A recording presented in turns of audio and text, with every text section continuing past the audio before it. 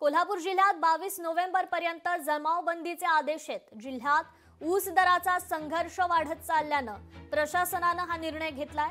कोल्हापूर जिल्ह्यात कायदा आणि सुव्यवस्था अबाधित राखण्याकरता संपूर्ण जिल्ह्यात 10 नोव्हेंबर ते 22 नोव्हेंबरच्या रात्री 12 वाजेपर्यंत प्रशासनानं जमावबंदीचे आदेश जारी केले। सरकारी अधिकारी कर्मचारी यांना यातून वगळण्यात आलेला आहे। सर्व जाती धर्मांचे सण उत्सव जयंती यात्रा शांततामय मार्गाने साजरे करण्यासाठी एकत्र येणारा जनसमुदाय यांना आणि लग्न इतर धार्मिक समारंभ यात्रा सण प्रेतयात्रा आदींना बंदी आदेश लागू होणार नाहीये। दरम्यान जिल्ह्यात ऊस दराचा संघर्ष वाढत चाललाय। अनेक ठिकाणी ऊसाची वाहनं अडवल्यानं तणाव निर्माण होतोय। या पार्श्वभूमीवर आता प्रशासनानं ही विशेष काळजी घेतलेली आहे।